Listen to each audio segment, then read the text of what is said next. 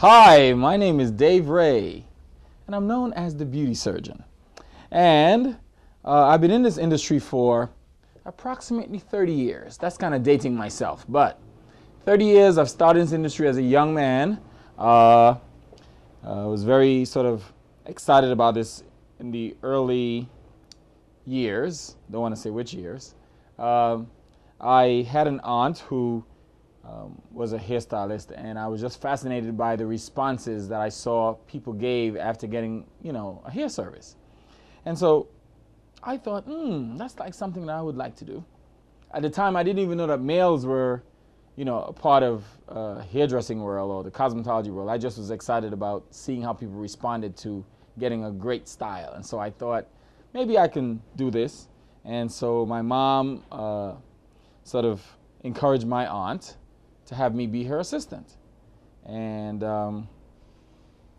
I started with her as an assistant, shampooing and sweeping the floor and, picking the hair up off the floor and all that stuff, until I was able to really learn to style hair, and then I just took off from there. As a matter of fact, that aunt, she no longer does hair, and for some reason, we got in touch with each other years later. She was not aware that I was still in the field, and so it brought tears to her eyes when somebody recommended her to me to get her hair done, not even realize they recommended her to her own nephew. So that's just like fascinating. However, we're not here to talk about that now. At least you got little bits about how I started in this industry. I'm known in this industry as a master hair colorist, the king of weave or interlock weave, and the guru of fantasy hair competitions. And so I compete a lot. I have been winning competitions for the last, I would say, 15 to 16 years. And I've grown from strength to strength as it relates to hair competitions. I've actually graduated from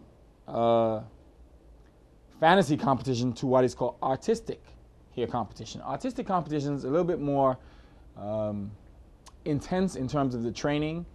It's a lot more structured. It's what the other people do. And we do competitions across the world. There is a board in Germany that runs the artistic hair competitions, and they have them worldwide.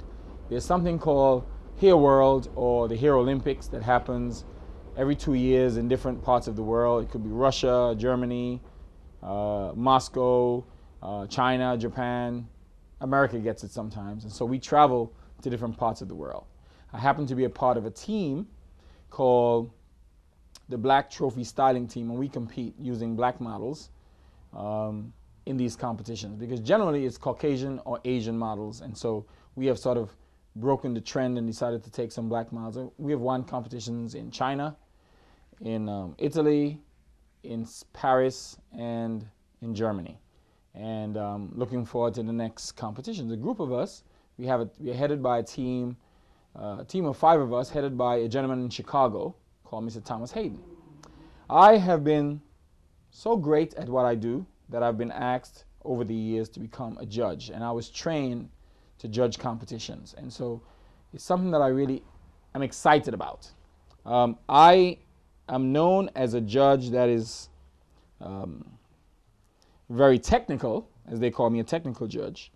Others may say I'm very critical, because I make sure that the contestants or the competitors understand that this is not a game. This is an expensive hobby, and work has to be done to really, accomplish this goal as it relates to fantasy competitions. And so I believe in giving very constructive criticisms. I don't believe in spoon feeding people. I believe in letting them know the truth. And so when I speak to a contestant, if he or she cannot handle what I have to say, then that is really that person's loss. And so I try my very best not to lie to people. I don't want to make an impression. I want them to understand that it takes work, it takes planning, and if you're not good at it, you should get training. And so fantasy competitions, a lot of times I have seen lots of, creative energies, but just not well executed. A lot of times people decide, oh, I want to enter a competition without any sense of direction, without even finding out what the judges are what the judges are requiring them to bring to the table. And so they come to the table, I would say, very unprepared. And I try to tell stylists, when you're entering hair competitions, you're not in a salon, so you don't want to do stuff that you see in a salon every day. It has to be over the top, and it has to be a conversational piece. But it also has to look like it's, I would say, growing out of the client's head or the model's hair. It should look like I just, had an idea and I just plump it on her head. It should look like you designed it so that it would look like it was growing out of her head form. Okay? It was a part of her, like it's nicely sculpted. And so that's why a lot of times I see people, don't win competitions, at least in my book. One has to be clean, partings must be clean. I don't want to see any gels, wet gels showing. Hairpins should not be showing. I'm very, very, very personal like that. So people get something very antsy when they're around me, or when certain people see me coming to judge, they go, oh gosh, I can't win this competition. But I always tell my competitors, don't be scared of me. Just listen to what I have to say after you have lost. Even sometimes when you win. Sometimes you win because you're better of all the evils there, not because you're great. And I don't believe in being unfair. I don't believe in giving people scores because I like them.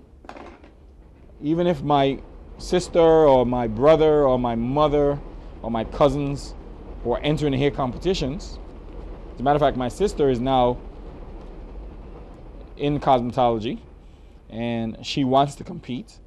And I already told her if ever she's competing, she lives in Florida, by the way, I'm in New York.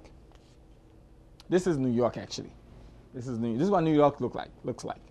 So, I've told her, if ever I have to judge her in a competition, just know I'm going to be very fair. I'm not going to pretend like I even know her. And she says, trust me, Dave, I know you very well. So, that's understood, I think. So, I'm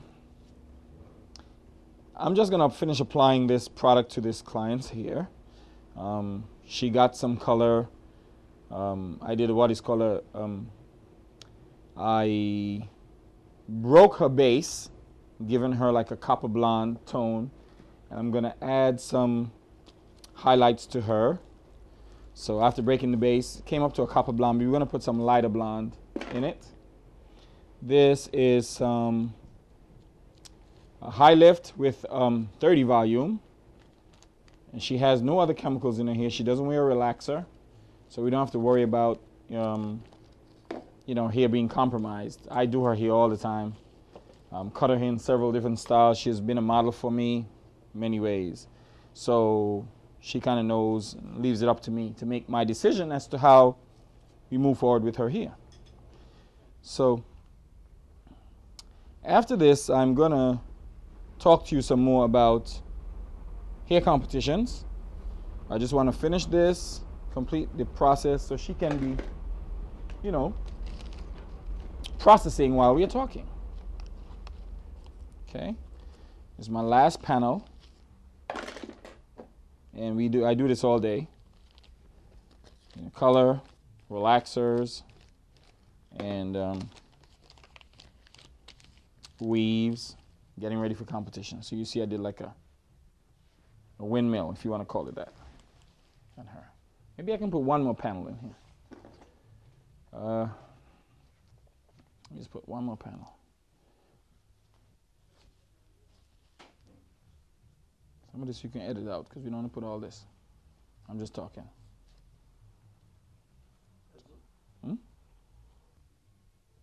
So now I've completed her. So she's going to be processed for maybe another 15 minutes or so. I'm going to watch it. And so I'm taking off my gloves, and there you have it.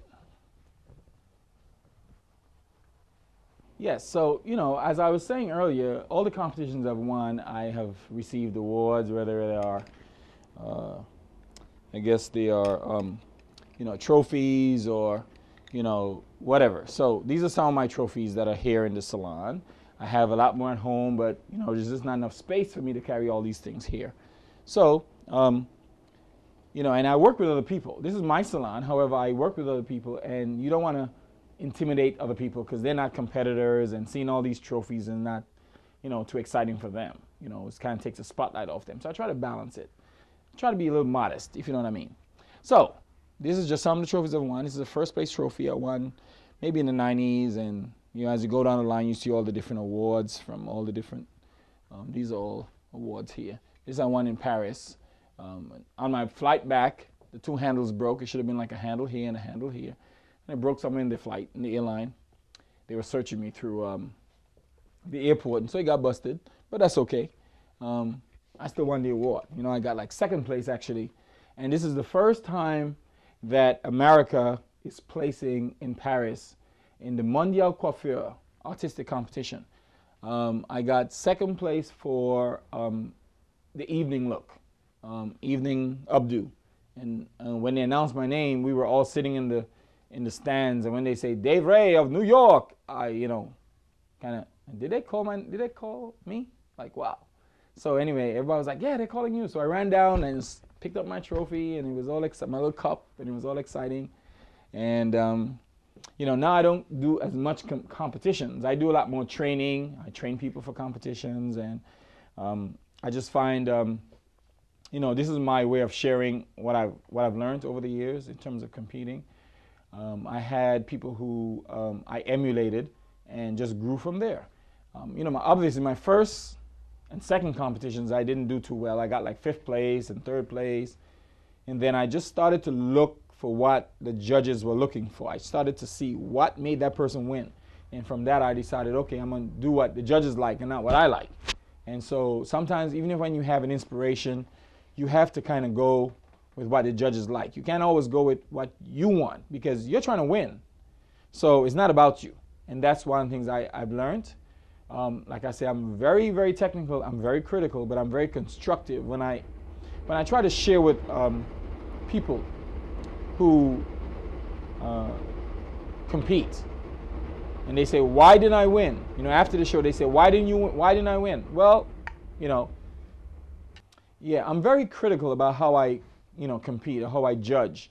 You know, when I speak to someone who was a competitor or is a competitor, and I've judged them, and they may not have won, you know, people always wanted to know, well, why didn't I win? And I'm very honest with them. I say, you didn't win because, first of all, when I saw your style, I didn't go, it didn't give me a aha moment. You know, and I always try to tell people, when you're competing, you know, the judges have to be able to look on stage and see, you know, 3 people or 4 people that really give them the aha moment. And if I don't get that from you, your style is not great. I don't care how great you think it is.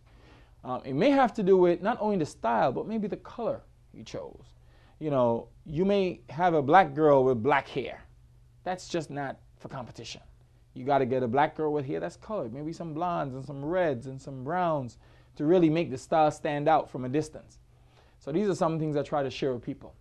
Fantasy or, you know, over-the-top hairstyles, you have to sort of make sure the styles you're creating was not done before by anyone, because sometimes you may have an idea and you may say, wow, you think it's really a revolution, but you find out that style was done 100 times already.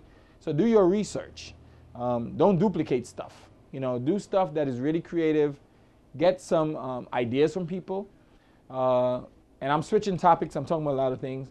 In 2006, the New York State Board of Cosmetology chose me as the cosmetologist of the year, and they gave me this little plaque. And so this is my plaque to say I'm hairdresser of the year, cosmetologist of the year. And I was kind of excited when I received it because from what I'm hearing, there's never been a male who has won it before. And I was given that award because they thought I was one of the only persons here in New York who was, you know, in my youth, who has been advocating and really sharing my knowledge with fellow stylists or fellow competitors or just hairdressers on a whole. You know, I worked for L'Oreal for many years as an educator on hair color and cutting and styling and all that. And I've written books, and so I have 2 books that are published. One is Mind Your Business, which is a book on how to run a business, whether it's a salon or a small business, how to really run it legally and professionally, and really to make it lucrative. I've also written a book on hair. It's called What is Good Hair, and really, you have to get the book to really know what it's all about. It's really a book explaining everything about hair, dispelling myths, and empowering the consumer and educating the hairstylist. So it's really a really all-around book for everybody. So I've kind of moved on to that. I've been trained by some great people.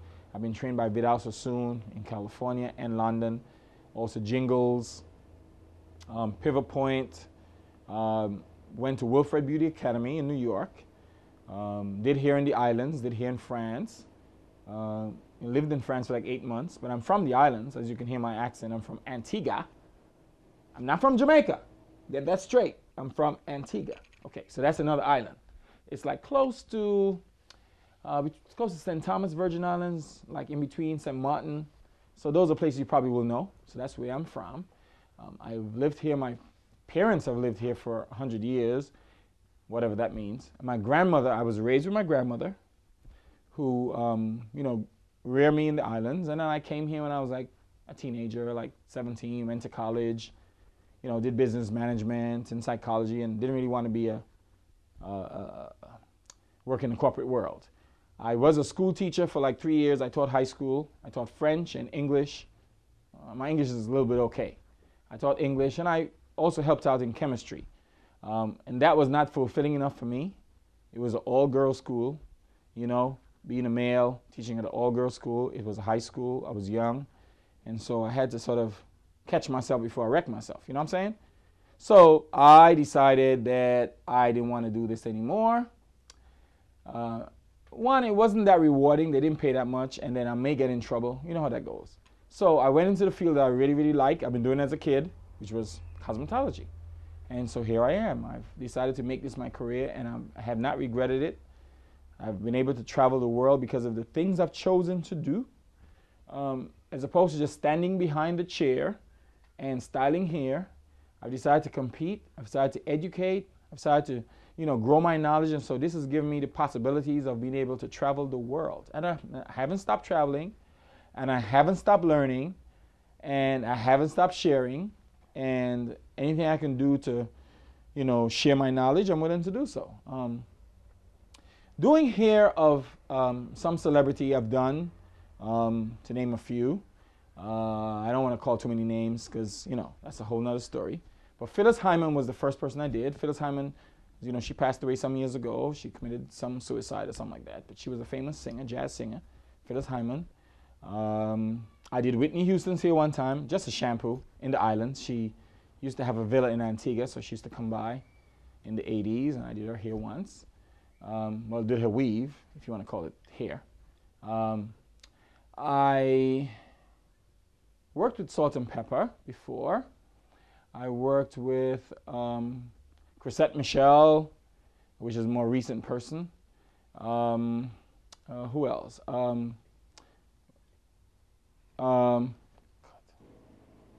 Yeah, I've done quite some celebrity hair. That's not really my forte because I really prefer being an entrepreneur.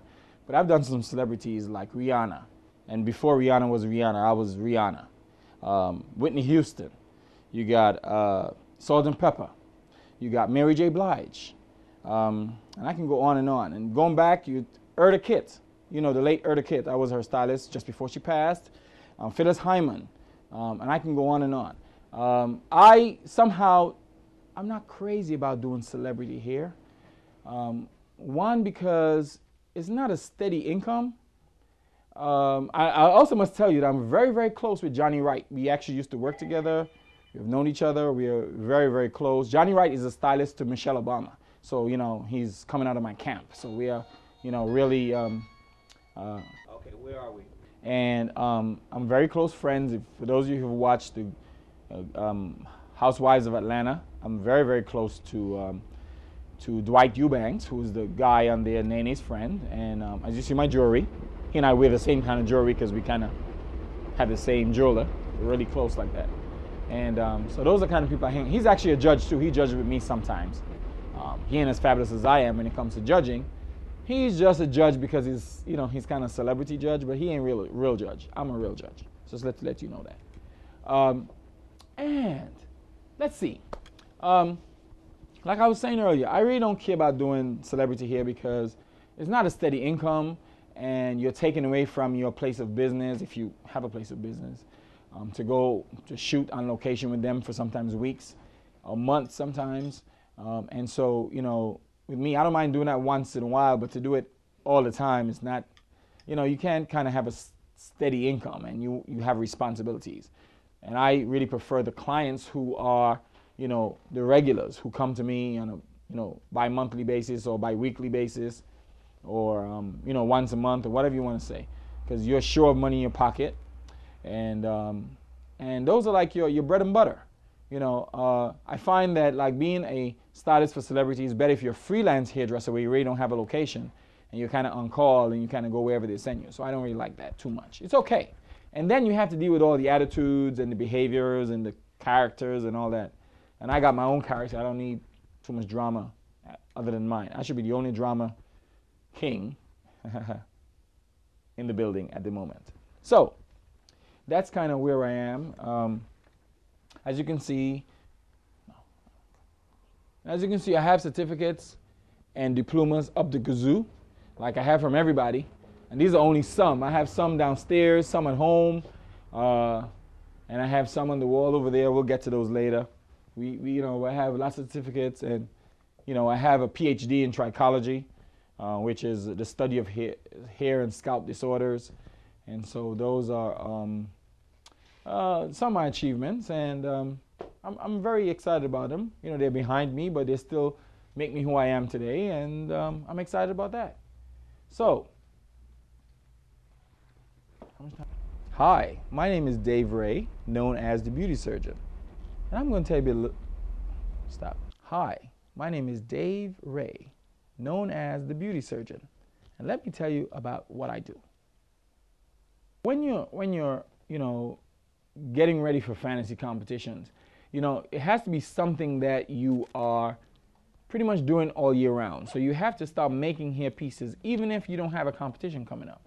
You know, when you don't have anything to do, you got to get creative, sit down and start molding pieces and, you know, creating looks and all that. You have to get certain sort of raw material so that you can really start creating stuff. So this is some of the things that I create. And here I have like, this is pretty much like styrofoam, and I just wrap some hair around it and add some rhinestones and, you know, give it that sort of look. Same color of black hair. So, you know, if I'm doing something spacey, something from space or galactic, then I use something like this. Okay? Then, you know, you buy pieces. You know, you buy like rhinestone pieces like this, you know, so you can sort of decorate the hair and make the hair pretty and shiny, because this shines from a distance. You know, from a distance, this looks good. So, you know, you pick up pieces as you go along. And then I have pieces like this that I make, you know, balls, and I sort of wrap here around them and rhinestone them and just use them in, you know, for different types of shows that I'm doing. I do colorful ones, you know, colorful rhinestoning, and then you get the dress and all that stuff to, you know, just use different color here and just sort of create. These are pieces that are old, but I refurbish them and use them, you know, over and over. And I mean, nobody can do it like me, so when I use it, you think it's something brand new. Then you buy like pieces like this from the store, and then you kind of just rhinestone them yourself and sort of use them in your hair accessorizing, if you want to call it that. Okay? Even when I'm on stage, I have like really huge shears that I use for drama to get the audience attention and the judges' attention. You know, I got like my big shears to really show off what I'm doing, you know, on stage for some drama. If it's a competition that requires that drama, I get gloves and I decorate them, you know, to match hair pieces, even if I don't know what I'm going to do yet. You know, this one I did when it was the Olympics. You know, silver, the Olympic logo, I sort of designed it myself, just straight, you know, strings, and I just sort of curved them into circles and made the Olympic sign. And you have to get like really great mannequins when you're sort of get mannequins and color them yourself and start practicing your hair pieces, your hairstyles. This is when you get like artistic. This is more artistic work. So you buy these mannequins. They're pretty much like $120, $150 each. They got shoulders. She got a nice face. She's pretty, huh? And I color them and sort of start working to create looks. So this is like your raw product that you work with. The stuff that you have to sort of make it an investment, if that's a good word, or it's an expensive hobby. You know, if you get up tomorrow and just decide you want to compete and you don't really have a lot of material to work with and a lot of ideas, you tend to be very sort of limited. So, you know, it's good if you keep doing it over and over and be prepared. So when a competition hits the floor, you're ready to go. Okay. And guys, as you know, I've published, for those of you who don't know already, but I've published 2 books. One is Mind Your Business, and it's already a bestseller. I've sold quite a number of hundreds of copies, about 800-900 copies already. It just came out last year. And this is sold at the trade shows on Amazon.com and BarnesandNoble.com and so forth. It's a really great book, and really tells you how to run a business. And my new book is What is Good Hair, and it's really a lot of information about, you know, hair and scalp disorders and what's good textures and all that stuff. So it's a really informative book. And I have videos, you know, DVDs, like styling DVDs, you know, sculptures, has like 5 styles.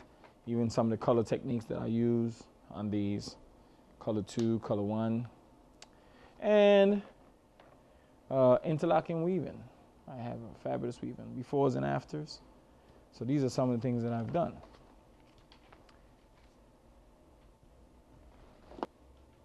And this is some of my fantasy work you can see here. This one is like real exotic.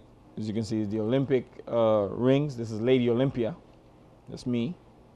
And really big diamond dazzling diva. That's me winning first place in this competition. And this is just showing you Queen Latifah, some things that I've done in the past. All these are competition pieces. See? And we're gonna get, you know, even crazier. These are all crazy things I've done in the past. See? These are all fantasy pieces. Batwoman or Catwoman, whatever you want to call her. Okay? So, we got stuff. Real stuff.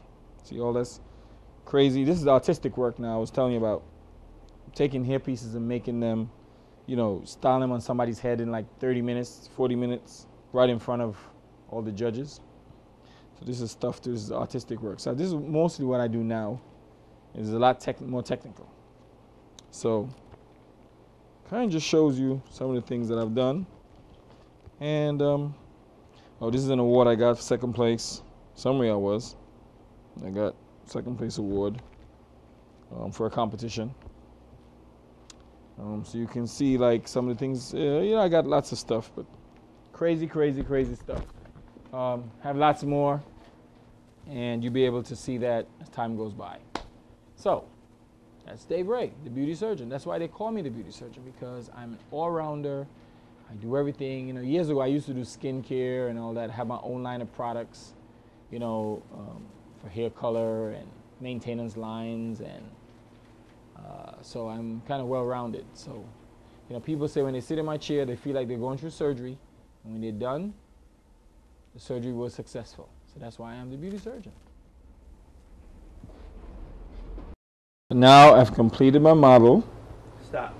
Now I've completed my client for her lovely highlights, and I'm just sort of doing the finishing touches, doing some flat ironing, some ceramic ironing, just sort of smoothing the hair, soaking it out so the color can be vibrant. You should just smile, that'd be nice. So this is what we have here. You can see how beautiful her color is. It's gorgeous. I think it's gorgeous. Give a little bit of a mohawk in the back, just to sort of blend it. Okay. So there we have the finished product. And we just sort of did a flip, you know, nothing too neat. And the color is like gorgeous. Look at that. See all the highlights in there? So copper blonde over a nice light blonde. I think it's hot. And she can style it different ways, but this is how I chose to style it tonight.